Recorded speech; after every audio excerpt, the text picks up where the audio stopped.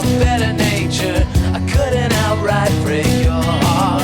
I couldn't leave you or forsake you, so I waited till you fell apart. But now that I'm on your side again, do you think we can still be friends now that we've made amends? Do you remember when you were mine? Baby, love doesn't have to end sometimes.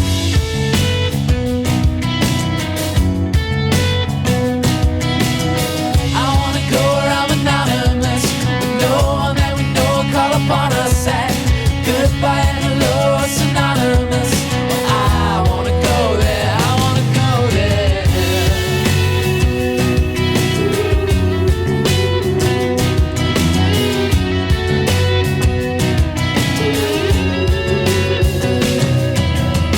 I crowded out your better nature. I couldn't outright break your heart. I couldn't leave you or forsake you, so I waited till you fell apart. But now that I'm on your side again, do you think we can still be friends now that we've made amends? Do you remember when you were mine?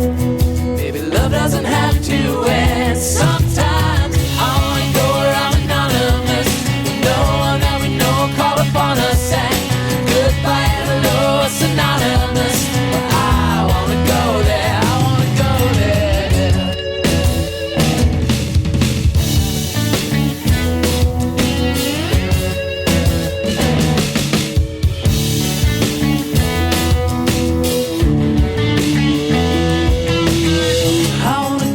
go where I'm anonymous, with no one that we know will call upon us, and goodbye and hello are synonymous. But I wanna go there, I wanna go there. I wanna go where I'm anonymous, with no one that we know will call upon us, and goodbye and hello are synonymous. But I wanna go there, I wanna go there. I wanna go where I'm anonymous, with no one that we know will call upon us, and goodbye and hello are synonymous. But I wanna go there, I wanna go there.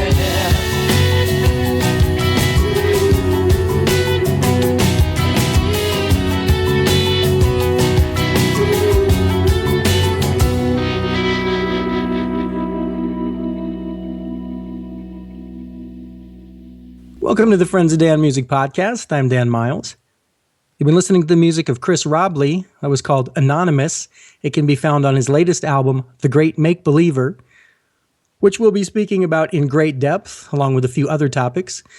Apart from our 3 memorable joint ventures with Super Enthusiast Radio, this is the first time we've ever recorded a Friends of Dan interview via Skype, so I'm glad you could all be with us on this historic occasion. Joining me via Skype from his home in Portland, Maine, is Chris Robley. Welcome back to the show, my friend. Thank you. Thank you for having me on again, 5 or 6 years later. Believe it or not, last time you were here was the summer of 2010, almost 6 years ago. My youngest son wasn't even born yet. And speaking of progeny and things that have changed since last time, have there been any developments for you in the parental arena? He asked him knowingly. Yes, quite. Yeah, I've got a 3.5-year-old who I actually just tucked into bed, and hopefully she behaves during the course of this interview. Well, congratulations to you and to Lauren on that. She's a beautiful little girl. Thank you. Yeah, she knows it. She's very photogenic and clearly packing a lot of personality. So that's a big change. Another big change since the last time we spoke is your relocation from West Coast Portland to East Coast Portland. I know you've continued your relationship with CD Baby. You know, you're just too valuable for them to let you get away. So how often are you traveling back there for work? It's probably on average like every 4 months. I go back for maybe about 9-10 days, something like that. And it's not, obviously it's nice to go back and go to the CD Baby office, but it's also nice to get reconnected with all my musical friends out there and play shows and record. And so it's basically a work and music binge when I go back. It surprises me a little bit that it's every 4 months. I would have thought it'd be a little more often. But then again, look what you and I are doing right now. I mean, I'm in Arizona, here in Maine, and we're getting the job done.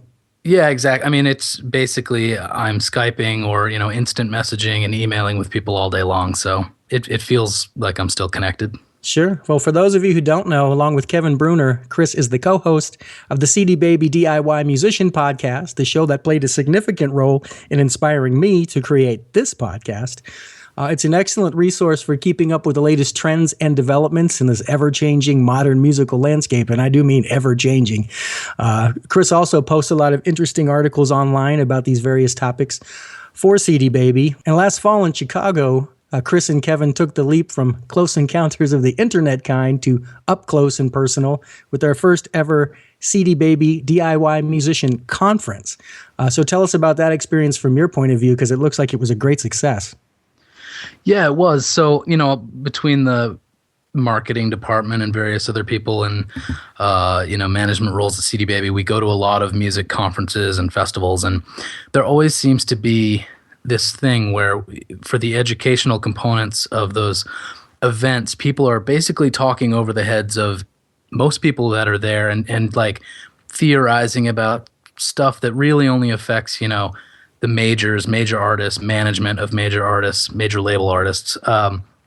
And for everyone else, it's kind of not relevant. And we thought, well, that's a shame. Why don't we do one that's specifically geared towards people who just need practical, actionable advice to get them to the next place in their musical life, whether it be I want to book my first tour or how do I get signed or, just kind of like laying out the steps and making sure that like the people that are there to coach and instruct and mentor them are actually accessible. So, they do their seminar or whatever, but then they stick around for the whole weekend. So if people have follow-up, we just kind of wanted to make it a very community-oriented event. And it was awesome. Like, you may have heard me say this before, but I was a pretty big skeptic when it was a germ of an idea at the beginning of the year. And I thought this is not enough time to put on a good event. And I'm very thankful to have been proven very wrong. It was awesome. And it's a ton of work, man. It's a ton of work. I've been to enough similar events to know. And from what I could see from the photos and whatnot, it looked like everyone had a great time and it was effective.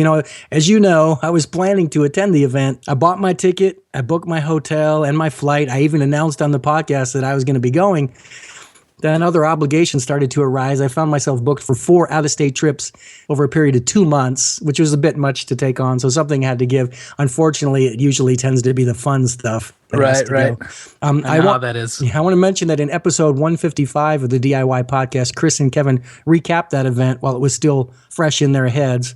And I encourage anyone who's interested in hearing more about it or possibly even in attending this year's conference, 2016, which will also be in Chicago, to give that a listen. I honestly don't know if I'm going to be able to make it to that one either because the very next weekend I'm going to be in a conference in Austin. So maybe if I go from Chicago straight to Austin. Just go, just don't return home. That's... You guys really need to check with me before you schedule these things. But, I know there's so many things that can go wrong in so many areas. And it looked like, it was very well attended. And, as you said, from you guys' experience and from the nature of the show you do, the material was useful and meaty. And people were just networking like crazy, and there was talent everywhere. I mean, I felt bad about not being them. In fact, I felt bad about it, but I thought, well, I saved a bunch of money because of the flight and the hotel. And then when I saw you posting, I was like, oh, I really felt bad. Yeah. I would have been. I mean, I was bummed out that you weren't there. I would have loved to hang out. I think, to some degree, it was our event. So when it goes well, maybe there's a glow that we have just for feeling like we pulled it off. But beyond that, if I can be objective about it, I really feel like it was a pretty special event, and the people that were there for all kinds of genres from all over the world. There was plenty of pop and folk and hip hop and every kind of genre, and it wasn't cliquish at all. Like people were all meeting each other and collaborating and giving each other advice, and those like barriers were, maybe it was only for that weekend. I don't know, but it felt like it was an actual cool community that was being fostered there. No, you could tell that there was camaraderie and there was a great spirit about it, and a lot of people, enjoyed meeting each other. And the genre doesn't really matter. It's the point was there's a group of people that are at that particular level where they maybe have talent, they maybe have a product. It's so difficult to distribute things these days and give me some guidance, give me some advice. So I'm sure from the panelists and people like you and Kevin, they were learning things, and from each other, they were learning things. And I just think everybody left, with a smile on their face, except me, because I wasn't there. Okay. Well, we learned a lot of stuff, so hopefully it will be an improvement this year too. Yeah, I'm sure it will be, and I will do my best to get there. Well, let's talk about The Great Make Believer. We opened the show with a song called Anonymous. This morning, I saw the accompanying video that you made for it. So first question, how many times did you have to fall backwards into that swimming pool? Because I'm guessing many. Well, it probably that day felt like a lot more than it actually was. When I left there, I was like, I probably was like 150 times or something. I think when I was looking through the video, I didn't tally it up, but I think it might have been about 100.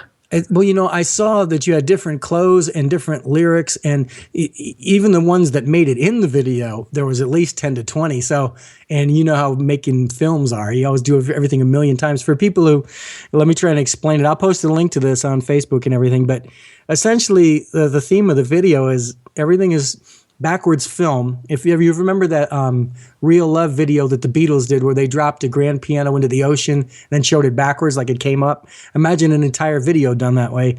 But in order for you to lip sync the song, not only did you have to pop out of the pool, but you had to mouth the lyrics backwards. Yeah, so what I did was I recorded a video of myself singing the song along to the recording like normal. Then I flipped that video around and I tried to take dictation of the nonsense that I was hearing. It was like, that kind of thing. And so I tried to write it out phonetically as best I could. And then I had to memorize that. And all of that took way longer than I thought. And I practiced it for probably an hour a night for about a week straight. What gave you the idea to even try that? I mean, I have no stupidity. Yeah. And also let me toss in a 2-word concept for you: stunt double. Yeah, right. or just get somebody to put a green thing on their face and then just superimpose your face on my it. face singing it, right? That looks next painful. time. It was like at first. So yeah, basically I would, when we got to the pool where we filmed it, I had the audio flipped around and I lip synced it backwards a number of times. And at random parts in the song, I would decide to kind of fall back into the pool. So when you flip the video around, I'm rising up and singing it normal. But the first few times I did it, I was like, oh, that's easy. Like it felt fun. And then after about 2 hours, my head really started to hurt. Yeah. And then after hour number 4, my eyes were completely bloodshot. I was freezing in my head like. Well, this was my comment. You were falling into the pool with your eyes open because it would look weird if you came out with your eyes closed. And there were a lot of underwater shots where you're looking at the camera. And yeah, the redness in your eyes. I mean, the thing I hate about swimming pools is all that chlorine and all that chemicals. And you did some close-ups where it was so obvious that your eyes were red. And I felt bad for you, man. Yeah, that was particularly tough to fall back into the pool, then underwater, listen for where the song was, try to start lip syncing, and then also to make sure my eyes were looking at the camera, which I had to find underwater. So, well, your next video, what you should do is you should sing the song forward and fall back into marshmallows. Oh, yes. Speaking of which, there's 10 tracks on the album. How many are you planning to do videos for? Well, my grand scheme is to do videos for every one of them, but not necessarily like a sort of proper music video like I did for Anonymous. Some of them I might just do lyric videos or, like a live video for some of the songs. But to have at least a video representation of every song on the album. Yeah, that's a good idea. I know you did some crowdfunding with this one. I don't remember a campaign for Ghost Menagerie. So is this your first experience with that process? It was, yeah. And it went well. It was kind of a head trip going through something like that. I think everyone's afraid that they're going to put their project out there and nobody's going to put any money in and they're going to be embarrassed and nobody cares. So everybody's too conservative about what they ask for. That was definitely my problem. I asked for too little. Well, I don't know. Whenever I talk about this, I phrase it that way, and I think that's incorrect. I asked for what I needed. I could have set my goal higher and then been able to afford other things that I would have liked to, promotional things or a video budget or anything like that. But I got halfway through my campaign duration and had raised 100%. And then at that point, I kind of just gave up because I felt a little weird reaching out to people and being like, hey, you know, give me money when I've already met my goal. And I know every crowdfunding site, they tell you like, keep going, don't feel weird. But I just... Well, I think what you're supposed to do is send out to all the donators a new video that says, hey, announcement, great news, we've reached our goal. But now that we have, I can make an extra video or do an extra tour. And you know, a past guest we've had, Christian Nesmith and Cersei Link, have been wildly successful with crowdfunding. The first time they did it, they had everything. They just wanted to master the album or print the discs or something. They just wanted the little take me over the finish line thing. And they got like 600 times. And you know what? They got like... Oh, wow. By the end of the day, you know, they asked for like $8,000, and like by the end of the day, they had like $25,000, and by the end of the campaign, those numbers aren't quite right. But I mean, it was hugely successful. So what they do now is they say, here's our goal, which will enable us to do the following. If we exceed that goal, we will do the following. And this way, from day one, it's built in. And, you know, we all learn. But, you know, hey, if you met your goal halfway through, that's a success. You know, you don't want to have... Yeah, I mean, it's a good problem to have, I guess, because there was that stress of like, also like it had been 5 years since I'd really been actively making music the way I was, you know, when I was in Oregon. And I kind of thought like, will anyone care anymore? And will people still want to get this? We'll always care about your music at the Friends of Dan Music Podcast, Chris. Sweet. And besides that, man, a 3-year-old daughter, come on. First of all, there's the 3 years, and then there's the 9 months leading up to it. It would almost be like negligence if you released an album when she was... Right. I mean, that it was actually finished earlier than I put, you know, I waited a while because even once it was done, I was like, I don't have the energy or the time, or, you know, it would be irresponsible to go put this out and, you know, spend all this time trying to promote it and filming videos with a kid at home. So, you know, it's cool, but let's just say this. I was going to say it at the end anyways. Let's say it now. Let's just not wait 6 years to do the next one. Right. Well, you know, she's able to get on the toilet herself now, and I'm not worried she's going to, you know, fall off a chair at any minute. Man, my kids are 5 and 8. I've been through all that recently. You know, I know. I know exactly what's involved, and many of our listeners do as well. Well, last time you were here, I mentioned how all of your various albums seem to have a different overall sonic character from each other. You know, it all sounds like you, of course, but you seem to set out with a specific idea of the ambiance, the instrumentation, even the writing style of the content. And for example, in my case, if I did an album, I might do a bunch of styles or genres within the album, which a lot of people do. It seems like you sort of go with a sort of cohesive idea. For this one, the production seems a bit more spare and straightforward, also a little more acoustic oriented, with more of a specific band feel on all the tracks. So is this a case of writing songs and deciding that was the best way to present them, or was it the other way around where the method you chose sort of determined the style of the songs? I think, well, probably a bit of both, but more so that you know, once I'd written a group of songs that I liked enough to try and record, something about the songs, you know, lyrical content, they were a little bit more like emotionally vulnerable. And it's just something about how I heard them in my head was a little more raw and spare, like you said. So I think that definitely informed how we went about recording it. And then once you get into the studio setting, you know, obviously like you kind of shoot for something and you always miss, but hopefully you miss in an interesting way. So that would maybe be the kind of whatever surprises happened came from that. But it definitely had a like, let's make a band slightly countrified. I don't know how much of a concerted effort it took or if it just fell into place organically, but you can definitely detect a nice blending quality among those various musicians. It's like they each managed to find spots to sort of musically comment without interfering with each other or with your vocals. Yeah, well, the credit I think should well obviously be given to the band and all the players because they're all very tasteful players and very good, but they're essentially Rob Stroop's band, and he's the guy that engineered and produced the record. So the people I used are his backing band, so they had that kind of, you know, used to playing together. Yeah, they had that whatever you'd call it, that sympathy with one another. So I just, you know, said, hey, do that on my stuff. Well, you know, Nashville musicians, I mean, we've had my friend Nick Nicholson on the show, and, you know, he flew out to Nashville, recorded like a whole album over a weekend, and these were musicians who didn't know boo about it, but just heard a demo or read they're so good and so used to doing it that, you know, I would make a comparison with the band you used, partially because it has a country style overtones, but, you know, it just sounded like guys who knew they were doing, because like you said, tastefulness, you know, it wasn't like, look at me. It was more like, like a good bass player does. You know, when they notice there's a little air between everything else, they'll do a little subtle fill. Yeah, All the instruments were doing that. So I noticed that. Well, it pretty much the process we did.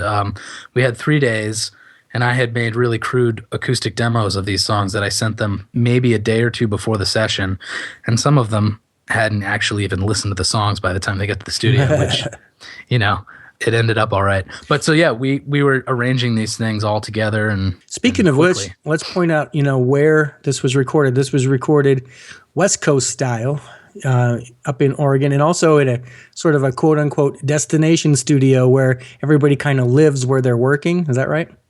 Well, we made it a destination studio. It's not. It was a friend's beach house right on the coast in Seaside, Oregon. And Rob Stroop, the engineer, ended up taking apart a lot of his studio and bringing it out in a van. And he and the guitar player spent, you know, maybe 6 to 8 hours setting up a studio at this place. And we showed up that night, helped them the finishing touches, and then we started recording the next day. So they built the studio for this project. Wow, that's interesting. And then after 3 days, we tore it all down and drove back to Portland. So it was like a one-shot type deal. Well, you know, it worked. It worked. Musically, the songs sound connected. And in terms of the lyrics, did you have an overarching theme in mind? Because my own take on it, if I had to summarize it in a single word, that word would be relationships. Yes. Yeah. So this is always the part of talking about this record that's, you know, a little more difficult for reasons of that it's definitely informed by things going on in my life, you know, 5 years ago, or that began 5 years ago. And then also because I'm always hesitant to, you know, let them be seen as autobiographical in a way. Like, so, you know, bits of the emotions and the turmoil are in these things. But I would say instead of full-on fiction or full-on nonfiction, they're fictional songs, but with a healthy input of nonfiction. Like I can tell you might have set up a character or a scenario, and there's more of yourself. It's a little more naked than you usually do because you've had some experiences to inform it, but it isn't like necessarily, you know, it's a make-believe, great make-believer. Let's talk about that title. How does that title affect the content? Well, it's a lyric from one of the songs I left off the record, but the way that I think that title reflects on the whole album is that, you know, we all have these sort of constructs of ourselves that we invest time and energy and pride and all these things in, and some days you wake up and you realize you're not who you think you are, or you're not where you thought you should be, and when all of that kind of comes crashing down, if it comes crashing down, it's you know, that shit falls on you, obviously, but a lot of times it falls on people around you. There are roles we play in life by choice, and there are roles that are put on us, imposed on us by others. And, you know, those are the ones you can't control, and those are sometimes the surprising one. Like if somebody treats you like a thief or treats you like a jerk, and you realize, I'm not a thief, I'm not a jerk, why am I being treated this way? Or somebody that does an injustice to you or something, it leaves you scratching your head. I didn't deserve that, you know, that type of thing. I get that. Sure. I mean, in the context of my life and the songs that ended up on this record, I was the jerk in a lot of ways because I, you know, to be blunt about it, basically had an affair and hurt a lot of people that I really care about. And so, you know, good things came out of that. You know, I'm in a relationship that, you know, is very fulfilling, and we had a daughter and all this stuff. But it's sort of like, oh my God, am I that person who just acted in this really shitty way to some super important people to me? So a lot of that kind of guilt and you know, remorse and kind of feeling like a spy and waking up and being like, I don't feel like a bad guy, but I'm definitely the bad guy here, is in a lot of these songs. Let's start listening to some of these masterpieces. The first one to play has a Spanish feel. It's called Mission Bells. What can you tell us about the writing and or recording of that one? So I had mentioned Rob Stroop and his band, who became my band for this record. They had a monthly residency at a place called Biddy's in Portland, Oregon, and I went to go see them one night, and he played a song of his called Glass Ceilings, and, you know, it was kind of a crowd pleaser. And anyways, I walked home after that and was whistling his song and singing it, and just suddenly, like, things started to change and the chords started moving around in my head, and the groove stayed kind of consistent, but then, new melodies, I started making up words, and then, 45 minutes later, as I'm walking home, I have this completely different song that, I slapped the title on, and suddenly it's my song instead of Rob's. But that was... This is probably your most honest interview. You're admitting things you've done, admitting to your plagiarism. No. Yeah, right. That's funny, man. Sometimes I do what I call a rewrite, which is when I take another song, an existing song. I don't try and disguise the fact, but I might change the chords or I might change the words. And I had one where it was a completely different song, except it was the same lyrics and melody in the chorus. I thought, God, if I can just come up with a slightly different chorus, this could be my original song now. And it changed that much. That's interesting. Yeah, I wonder if, Rob obviously knows that I, borrowed all the genesis of the song from him, but I wonder if I had not told him if he would have picked up on it or not. I hope not. Amateurs borrow, professionals steal. Right. But the fact that I did that was also kind of the reason why I thought, you know what, I should just also steal his band and make this record, because I think it was the first song I wrote out of the batch. All right. Well, let's check it out. From The Great Make Believer, here's Chris Robley with Mission Bells.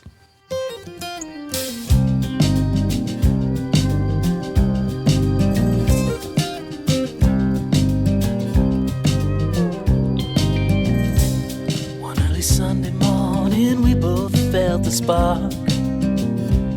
So we snuck back in the churchyard after dark. There beneath the silent stars, we drank white wine from mason jars. You told me that you had 100 ways to break my heart. We picked the lock and I opened up the door, and you laid a blanket down upon the floor. It's not so much you didn't choose when you took what I could not refuse, but how I wanted what you wouldn't give until I'd heard some more.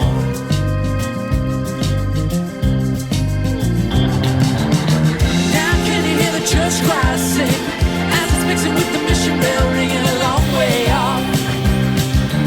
Well, I remember how I miss your touch, I miss your kiss, I miss so much about you. I miss almost everything about you.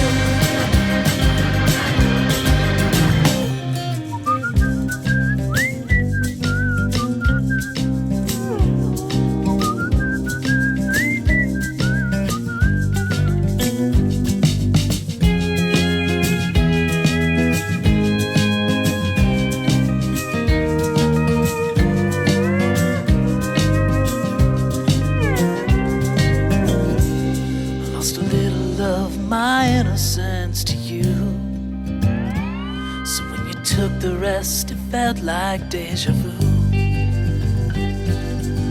I thought I could hold fast to faith, grace and hope and chastity, but you wanted every little bit of that last virtue too. Now can you hear the church choir sing as it's mixing with the mission bell ringing a long way off? Remember how I miss your touch, I miss your kiss, I miss so much about you. I miss almost everything about you.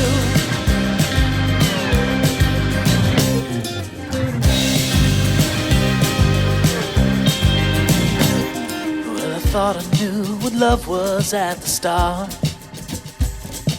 but you just knew the lines and played your part. All the sweet things we'd rehearsed, you memorized them all in reverse, and you proved that you still had 100 ways to break my heart. And all the sweet things we'd rehearsed, you memorized them all in reverse, and you proved that you still had 100 ways to break my heart.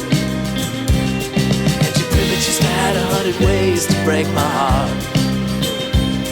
And you proved that you still had 100 ways to break my heart. Well, never mind 50 ways to leave your lover. You've got 100 ways to break my heart. So does that make you twice as creative as Paul Simon? Twice as sad, I think. No. Well, between the whistled solo and the steel guitar, you definitely have a Western texture on the track, but I wouldn't classify it as a country song per se. So that's what makes it interesting work. We're returning to the aquatic theme of your Anonymous video. What can you tell us about the song Fisher King? Oh, okay. So Fisher King, for anyone that's a Arthurian legend geek, I guess like most things in Arthurian legend, there's 20 different versions of any tale, but the version of the story I had in mind was this king who is wounded, and sometimes in the story it's because of a infidelity. And then as he suffers and gets worse in his health, his kingdom is dying, the land, the crops are drying up. So it falls upon some young noble knight to find the Grail, or to use the Grail to heal him. In some versions of the story, the actual wounded king is also the Grail Knight. That was kind of part of what informed the song. Really, it came out of me thinking about having wounded someone else. I felt sort of helpless to move on and heal myself until that person had kind of gotten on their way and moving past it. You got some unusual percussion going on in that one. Like the melody and the chord changes have a slow feel, but the rhythm has a double time feel, which you really seem to emphasize towards the end of the track. Yeah, so that was, I have to give all the credit to Anders Bergstrom, who's the drummer on the record. The way I brought the song to them, it was just me, with a finger style, kind of slow, folky sort of thing. And he pretty quickly stumbled upon that beat, and what he used was like a JCPenney shirt box that was stuffed with some kinds of seeds or beans or something.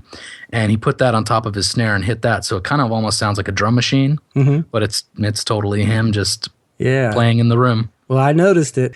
Okay, well, another track on the album that also has unusual percussion is called Evangeline. Talk me through that freaky snare sound. It almost sounds like branches breaking. Yeah, what did he use on that? Let's see.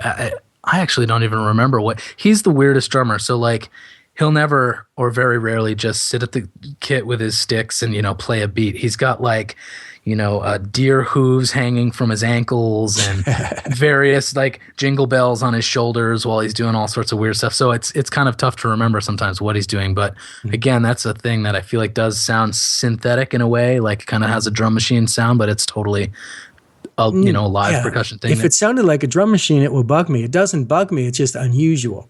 It's got an unusual character to it. That's why I noticed it. The cool, what I really love about his drumming in that song is that the song keeps veering between 4/4 and 6/8 time, and there's a few bars where it's not a real clear shift. It kind of slowly morphs over the course of those bars, and I think he just does such a really good job of that. And it doesn't sound, at least to me, it doesn't sound tricky. It just sounds like part of the song. That's what good drummers do. They make hard things seem easy. People can sit behind a kit and have absolutely no pocket or absolutely no feel. Some drummers, they can do Highway to Hell real well. They can bash out a beat, and that, which is great. There's a need for that. And other ones can maybe do a lot of, Buddy Rich kind of hold the sticks jazz style and do a lot of intricate stuff. And, the best ones can do, or at least fake, anything, like a studio drummer. I need a marching band thing. He'll do it. I need this. I need that. So yeah, a good drummer adds so much, of course. So it goes without saying. And more whistling in that one. That's one of my favorite tracks on the album because I just dig the sonic ambiance of it. I'm not going to play it, but I definitely encourage everybody to check it out. The next one I'm going to play is called 1973. This one has an interesting combination of major and minor chords, and they fly by pretty quickly, but I'm hearing major chords where I expect to hear minor chords and vice versa. And also some vocalized horn parts. That's always fun to do. So what was the inspiration for that one? So, this one is definitely the most purely fictional song on the record, and I had a combination of, influences lyrically in this one, and one was the song 1941 by Harry Nilsson, which is about a father leaving a son to go be in the circus, I think. And then there's a song on Graceland, I forget what it's called, but it's a sort of like Zydeco one where Paul Simon's singing, and he's this sort of, you get the sense it's kind of this deadbeat dad making excuses. And then so I think those were the two lyrical influences. And musically, I just wanted to make a kind of like old jazzy sort of number. Yeah. Yeah. Well, since we're being honest, what year were you born? 78. Okay, because it talks about hooking up with someone in 72 and someone being born in 73. So the obvious question to ask is what year you were born. Yeah, that's why I say, no, I've got great parents. Okay, so this one's fictional. Okay, well, we'll keep that in mind. Let's listen to that. From The Great Make Believer, here's Chris Robley taking us back to 1973.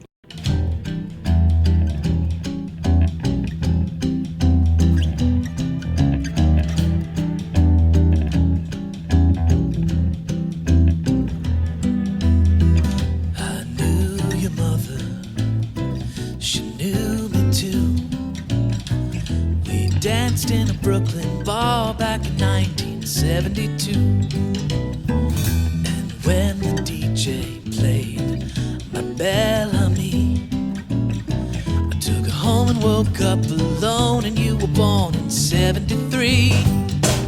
But if you were me, then you would see why I just had to let things be. I couldn't go on singing a song knowing the words were wrong.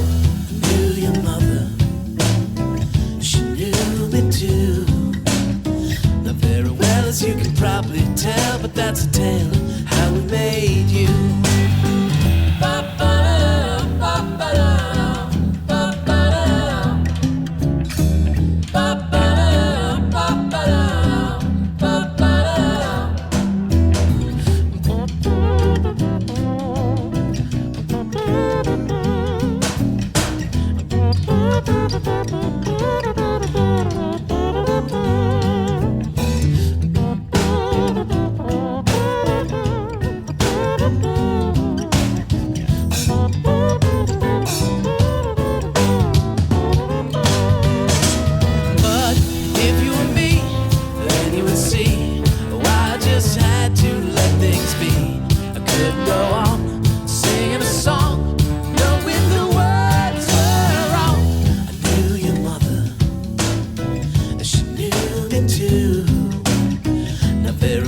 You can probably tell, but that's a tale of how we made you.